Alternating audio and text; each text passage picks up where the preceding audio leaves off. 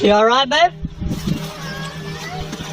The door was locked in the room, and... Okay, can you sit right here for me? These are the two daughters of 28-year-old Ashley Fish. In just a few seconds, they're going to lead the officer to their mother's lifeless body inside the bathroom. Eggs were burning, and she's in there.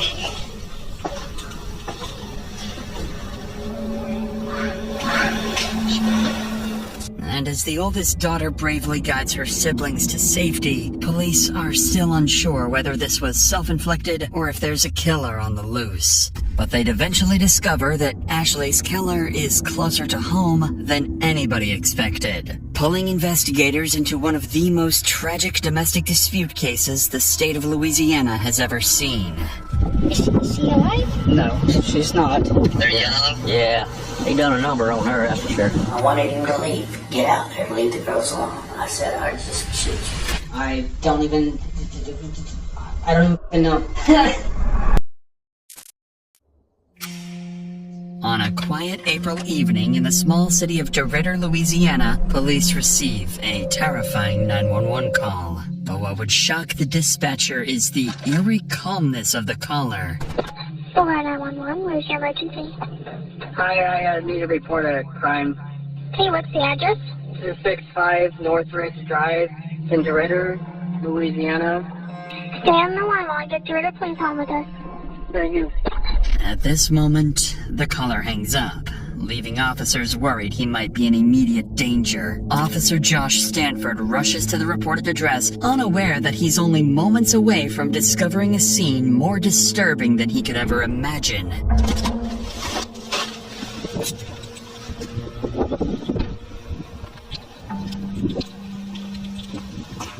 You alright, babe?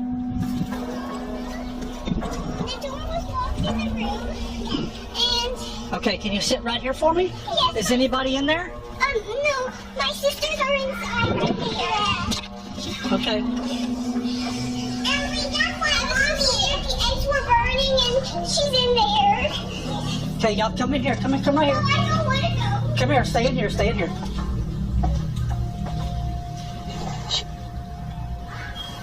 254 City. The woman has a single bullet wound to the right side of her head and appears to have been dead for some time. Yet the male caller is nowhere to be found. But then the officer remembers there are still 4 young girls nearby who have just lost their mother. Come here! Come here! Come help me! Come help me! Do you know these children? Yes, they're her neighbors. Okay. Like Matthew. You got parents here? Yes. Huh? Can you take them to a secure place for me? Was there anybody else here, baby? I don't think so. I don't know. In an unimaginable act of courage, the eldest daughter guides her younger siblings to safety, leading them to the neighbor's house. The neighbor bravely takes in the 4 traumatized children, who would later turn out to be instrumental to the investigation. Officers head back inside to try to locate the caller, completely unaware that he's the one who pulled the trigger. Is there one victim or 2? I'm at North Ridge. City, do I have one victim or 2? So we need to clear the rest of the house out. I'm under the impression there was a male here too. Okay. Clear the rest of the house. City police! City police! Go right. Police department! Clear. See, when Gladys was on the phone with him, I was under the impression there was a male subject that had been shot. The cat in the backyard. What's that smell? The eggs were burning. Oh, they cook? Oh, okay. Where's she at? She's in her bathroom. Oh, yeah. Everything else clear? Everything else is clear. Officers find no one else inside, leaving them still in the dark about who the caller really is. They'd further look into the victim's injuries and quickly realize there was almost no imminent struggle, leaving officers questioning whether the injuries may have been self-inflicted. But before anything else, they still need to identify the victim, and this is when the officer would make a devastating discovery, one that would turn this into a far more personal case. I didn't want to wait till you got here before I started trying to find an ID or anything. Let me. Hey, you want me to turn the stove off? Yes.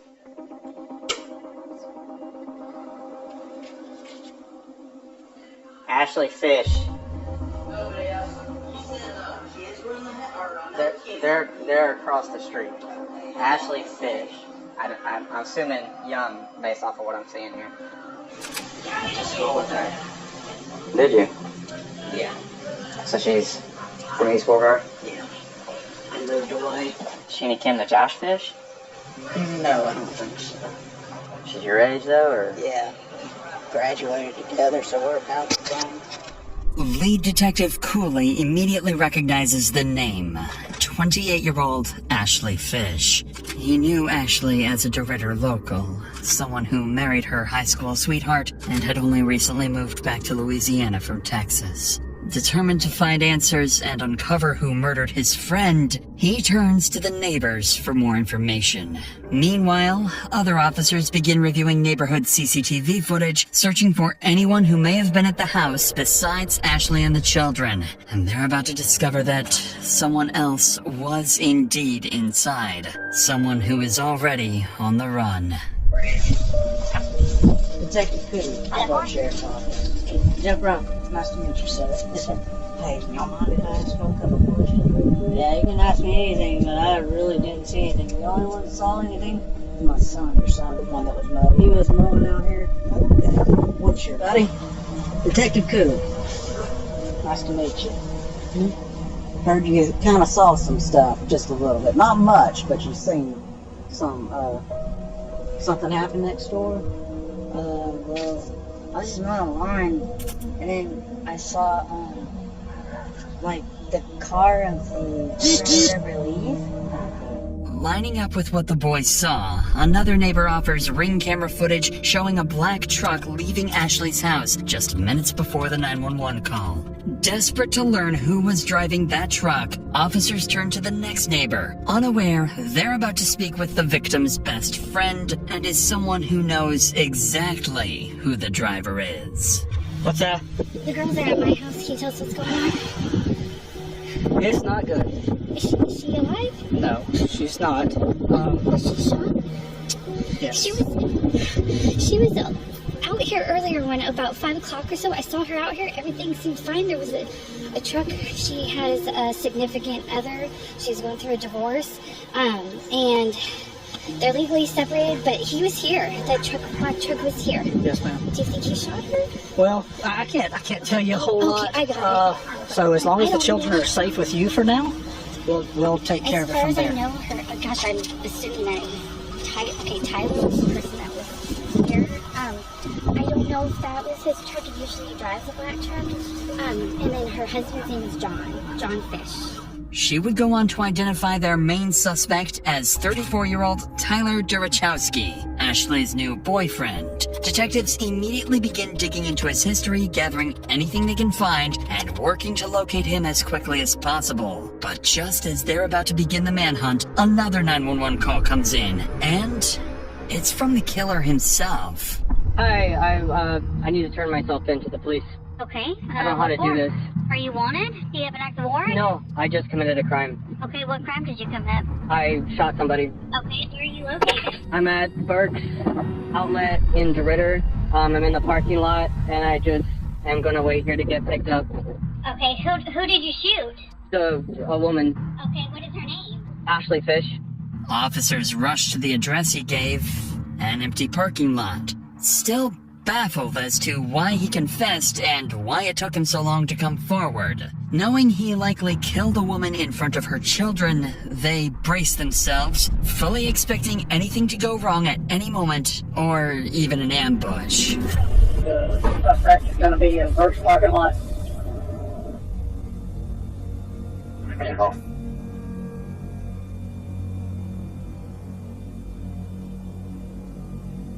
Okay, so the easiest way to do this is sit down on your foot and just spread your legs in, okay?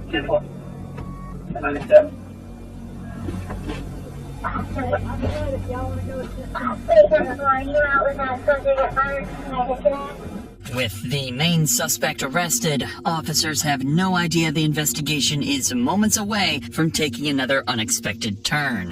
When they search his vehicle, they find no weapons, but they do find multiple prescription drugs, vials of testosterone, and syringes. To their surprise, Tyler seems unusually calm for someone who just took a life, and it would quickly become obvious that this calm, controlled demeanor is part of a plan. A plan to get away with murder. If you're still comfortable talking to me, can you tell me a little bit about what happened over there? This woman and I got in an altercation last night. Things were kind of falling out between the two of us, just relationally, and I was getting ready to move back to Oregon. So she pulled out, she had a gun in her drawer. She loaded it and was pointing it at me, and we started fighting, and it went off. Tyler insists he shot Ashley in self-defense after she pulled the pistol on him, immediately complicating the investigation. Once he's brought into the station, officers relay this information to the team at the scene, who would begin searching for anything that might support his claim. And unexpectedly, they do find one piece of evidence in Tyler's favor: the murder weapon itself. Okay. Here's what I've got right now. I know you got a lot of information coming in. Cameron has got the suspect, Tyler Grabowski, over at Park Terrace. He gave himself up without any problems. And he told y'all that he did it. Yeah. I see the hair in it. I've called in the serial number. It's gonna be a Smith & Wesson. She been here for a minute? If I had to guess, I mean, she's still having some coming out of the womb. She's still pretty warm, and I had to guess it takes me between 45 minutes and an hour and 20. That sitting right there? Yes. Alright, so once they run the strip, we'll back out and we'll get a search warrant for that. Is that 40 caliber? Detectives still find no evidence of a struggle, but they do discover something unexpected. After running the gun's serial number, it comes back not to Tyler, but to Ashley herself, meaning his version of events may not be entirely false. And with that, investigators begin to grasp just how little physical evidence actually ties Tyler to the shooting. They then finish processing the scene, send Ashley's body for autopsy, and her phone for forensic examiners to be unlocked. Shortly afterwards, the grandparents arrive at the scene to pick up the 4 traumatized children into their care. It's at this point that it becomes clear. The oldest daughter witnessed something she will wish she never had.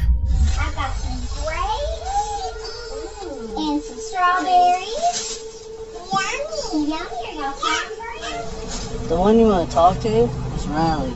Yeah, she supposedly told my wife that she saw something and she didn't want to talk about it. Hey, my babies. Hold on. Hey, baby. Here, I'm going to pick you up.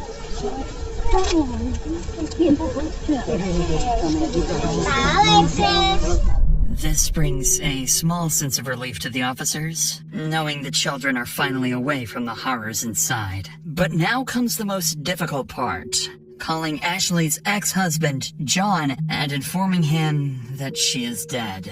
Lead Detective Cooley asks John to come to the station for questioning as soon as possible. And while Tyler anxiously waits for his chance to speak, detectives make a deliberate decision to start with John instead. But the longer Tyler waits, the more agitated he becomes. And by the time they will finally sit down with him, he will snap. I've never had someone do that to me. I've never had someone get that mad at me that they load a f***ing weapon. 1 hour after Ashley's deceased body was discovered, John arrives at the station. John explains that he and Ashley were together for over a decade. They had their first child young and went on to raise 4 beautiful daughters. For the detective, one question matters most. What does John think of Tyler? Is he capable of hurting Ashley, or was he simply in the wrong place at the wrong time? But before that, something else weighs heavily on John. He still has to explain to his daughters why they will never hear their mother's voice again. Just want to let them know that she's no longer with us. Mom's no longer with us, you know. She's an angel now. Yeah. the 6-year-old and the 4-year-old, they don't really know. They're kind of like, oh, she's an angel. They go and talk a little bit about it, and they're more concerned about how she's flying and everything, you know? Right. I don't know what she's seen, but that's got me real bad shape, you know? On that devastating note, the detective would shift the conversation to the final moments leading up to Ashley's death. Tragically, Ashley seemed to sense that Tyler might harm her, and just moments before she died, she would make her final cry for help. When I see that, he's calling, what runs through my head, and it's great. We got some bull crap. We got some bull crap. They're in some kind of argument, and they're trying to drag me into this, and I don't want to be part of y'all's drama. I don't want to be part of y'all's drama. Nothing in the past has ever felt like there was anybody in danger. Talking to my kids, the kids never tell me anything's going bad around the house, so I'm not really feeling too, and through all this time, you know, I text back, I'm not trying to get in y'all's drama. That's what she texts. He won't leave, I know. As soon as I got that, when I actually looked and seen that he's not leaving, I called. She's like, oh, and the first thing I go, what's going on? He's mad because he's got to leave. And I said, are my kids okay? Are my kids safe? She said, yes. Because I was a little concerned, but I wasn't like super, I'm just ready for him to leave, like, hung up. And then I texted her, said, talk to my kids, please, at 6:55. I just couldn't get a hold of her, and I was like, this is weird. This is just, you know, this is odd. This is the moment. At 6:55 p.m., John lost all contact with Ashley, and with it, the hope of ever rebuilding a future with her. Shortly thereafter, Detective Cooley wraps up his interview with John, who has made one thing clear. Ashley was a loving mother, incapable of harming anyone, and she deserves justice. Still not ready to begin Tyler's interrogation, fully aware that physical evidence against him is alarmingly weak, the detective instead brings in Ashley's other relatives to give their statements, hoping to better understand Tyler's character and whether he truly is a cold-blooded murderer. And it doesn't take long for one thing to become clear. Every one of them deeply distrusted Tyler, to the point of even threatening his life, fearing he might one day snap and hurt Ashley. You know, I did threaten him. You know, I wanted him to leave, get out there, leave the girls alone. You know, I said I'd just shoot you, you know, but I didn't, you know. And I went home, and my wife and my daughter, you know, they talked some sense into, you know, but I mean, thoughts crossed my mind hundreds of times now, you know. If I'd have carried that out, I know it's bad, but they'd had them on. He's there, and he comes out, and I think he shook my hand, and I'm like, hey Tyler, nice to meet you, and whatnot. And he just goes straight in the door and picks up Ashley's guitar and goes and hikes his leg up on the damn trampoline and starts looking at the moon and playing guitar. And I'm like, Ashley, what the f*** is he doing?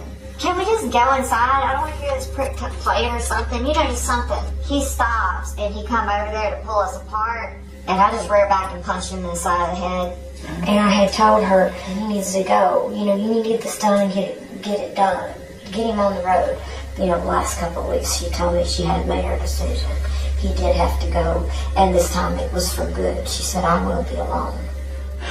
And then this other guy, I mean, and I talked with my wife about it. I said, I don't understand why somebody that supposedly has got their living already set, you know, they ain't even got to work for a living to start seeing somebody that has 4 kids. He has no kids. I said, the only thing I can think of is maybe his dad. I said, that sounds suspicious to me, you know? Yes. It quickly becomes clear to the detective that Ashley's relatives all wish she had stayed with John instead of Tyler. A walking red flag, fully capable of snapping at any moment. But everything else investigators have is still circumstantial. Still, there's hope. Police did find some concerning items in his car. Multiple anabolic drugs known to affect mood, judgment, and irritability. However, even with these findings, detectives are grasping at straws. Yet, with time slipping away, Detective Cooley knows he can't wait any longer. It's time to come face to face with their killer, who, by this point, has been waiting for hours, growing increasingly impatient to speak. With the right lawyer, he has a real chance to walk free. Without one, a single wrong word could now cost him his freedom for life. And for Detective Cooley, this isn't just another case. Ashley was his friend, someone he had known for years. Now he has to sit across from the man who has already confessed to killing her. So if I record, it's just help me keep everything in track, so. My biggest thing is I want to know who you are, because that's very important. We need to know who Ashley is, that's very important. It's not just the events of what happened tonight. It's the whole totality of the history with you guys. Because that's going to help best explain everything that led up to where we're at. I'm gonna tell you that you remember the saying, "The truth will set you free." The truth will set you free in here. It's up to you. I can't make you. I would love to know. We would all love to know, just for the sake of you, and for the sake of Ashley, obviously. I mean, I feel like giving a statement just because I'm here. I don't know how long we wait for a lawyer to get here or whatever, but I just wanted to talk about what happened, tonight, so I don't know if that's, I think it's important, Okay. because right now we've got, obviously, I think I need to tell what happened. I left about 6 p.m., a little around 6 p.m. I'm not even quite sure when it was when I called the actual police department and called 911. What I had left it as, there were 4 children in the house, and a woman. From the outset, detectives suspect Tyler has a plan, and that turning himself in may have been his first step in trying to appear more innocent. And as the interrogation unfolds, that plan becomes crystal clear. Everything that happened that night was, according to him, Ashley's fault. The woman and I had an altercation with a loaded weapon, and she had a bullet in her head. Never initiated, violent contact on her like that. I'm not the one that pulled the gun. I don't have the gun. I don't want the gun. I don't want to in disputes with a gun. no intention to shoot Ashley. No. I've never had. I don't want to take my mother away from her 4 kids. That's not my thing. I closed the door. I locked the bedroom door to the bedroom so the kids don't go in there. I had emptied out the gun. It was empty, and I left it there, and I went out. I didn't know what the fuck to do. I'm sorry. I wasn't perfect. The kids were there. There's a 9-year-old there that's really responsible and was watching the kids. The neighbors were outside across the street, or I had seen neighbors outside at one point across the street. I felt like I just needed to go and be like, this just happened. So I drove to the parking lot down the street and just called 911. In Tyler's own words, the shooting was merely an altercation. But what stands out even more is how he refers to Ashley only as a woman, never as his partner or ex. Up until this point, Tyler has not shown any emotion when talking about Ashley, but detectives can sense something beneath the surface. Tyler avoids eye contact. He rambles, fidgets, and appears restless, almost like he's on the verge of a breakdown. And the moment detectives ask about Ashley's children, Tyler would finally crack. And she's got how many kids? 4 kids. 4. That's what I was told. Yes. Okay. Do you know their names and ages? Yes. Yeah. Emma's 2. Josie's 4. Lexi is 6. And Riley is 9. Okay.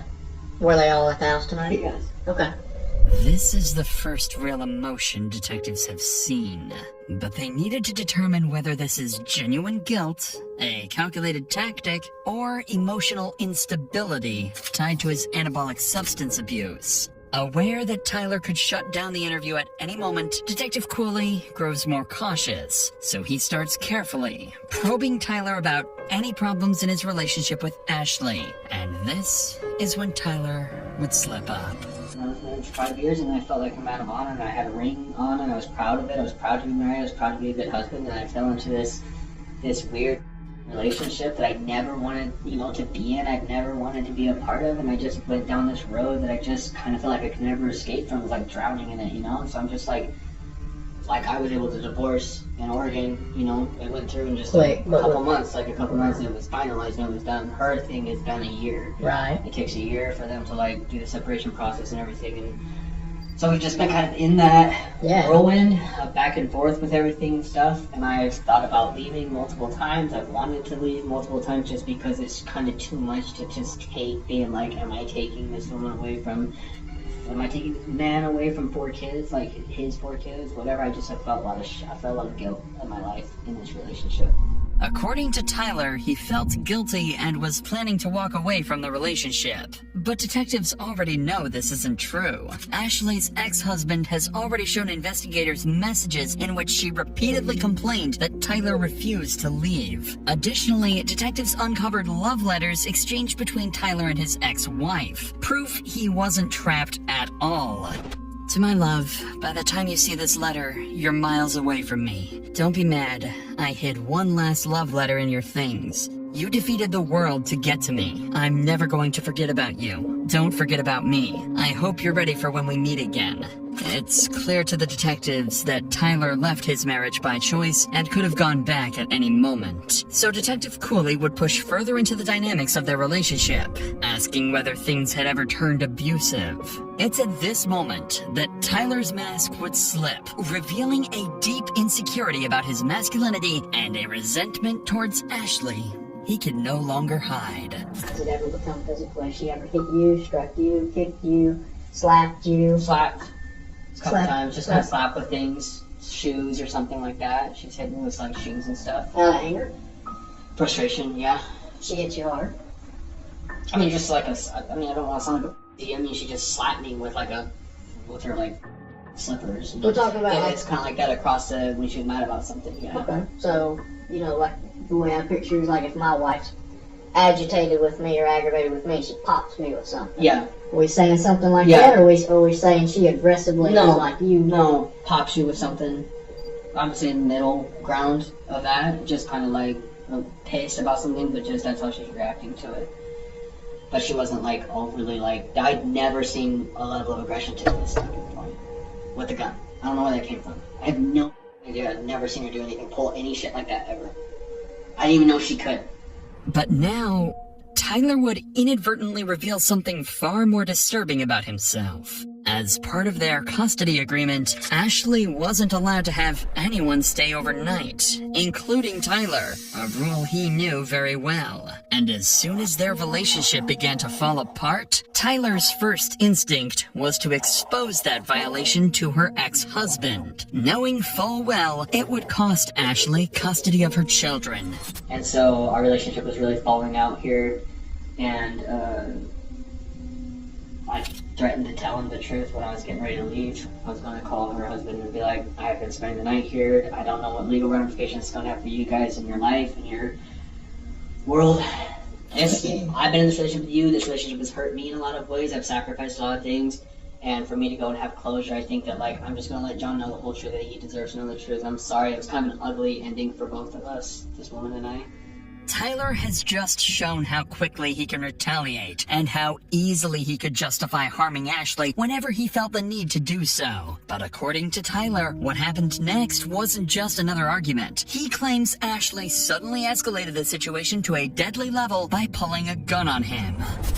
She has a loaded gun, or she has a gun in her drawer next to the bed, and I was in the bedroom talking with her, and she loaded her gun and cocked it back and basically told me that she wasn't going to let me call and tell. And so this just went to 1,000, 0 to 1,000 in one blink of an eye. I'm in the bedroom talking with her, having a normal conversation, and she's loading a gun in front of my face, and she has a pistol.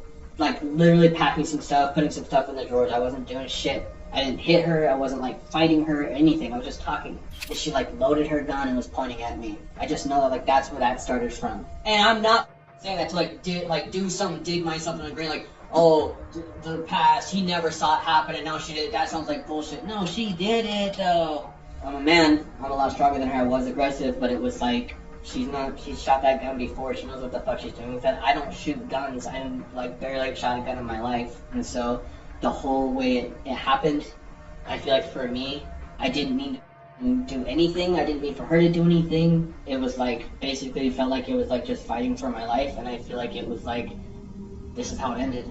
According to Tyler, this chaotic struggle wasn't aggression, it was survival. Detectives continue to press for details about what happened in the bathroom, and what Tyler would say next would either support his self-defense claim or unravel it completely. Okay, how long from the time she came into the bathroom to where it escalated to the point she gets shot? Talking about seconds or minutes? 2 minutes probably. Talk to me Just about struggling. those 2 minutes. Talk Just to me fighting, about trying to, it's a combination of talking, moving the gun around each other, just like I'm trying to grab her, I'm trying to hold on to her. It's just like, it was just felt like it was like fight for survival. I don't know what was going on. I felt like she was going to kill me. So, at no point you stripped the gun from her and had the gun in your hand, totally? Not until it was over. Not until she was on the ground. Were you on top? Was she on top? Behind. You were behind. Like kind of like this, like kind of trying to do like a chokehold shit thing or something. She was like trying to get the gun to me, so it was just in our general facial areas. Okay. After the shot, what happens? I don't even. I stood there and I couldn't believe what the fuck happened. And the first thing I thought of was, I have to call somebody. I have to get someone here. I have to stand up for what I've done. Tyler is becoming increasingly more agitated, forcing detectives to call a short break, concerned that pushing any further would cause him to shut down completely. But the moment they step outside the interrogation room, everything changes. New evidence comes in, and it directly contradicts Tyler's story.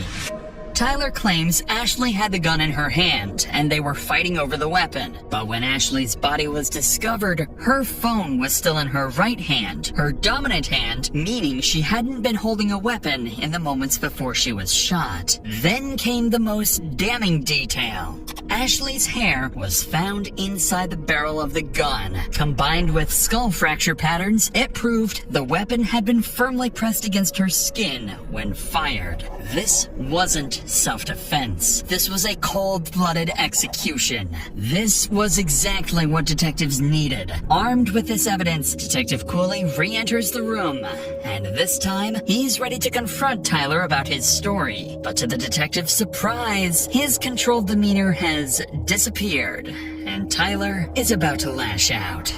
Well, do you feel like it probably just got out of hand? Yes.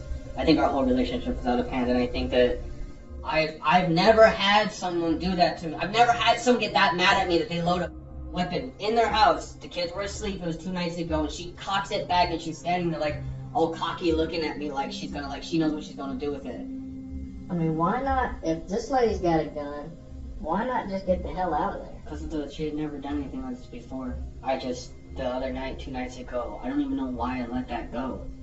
I should have left the house.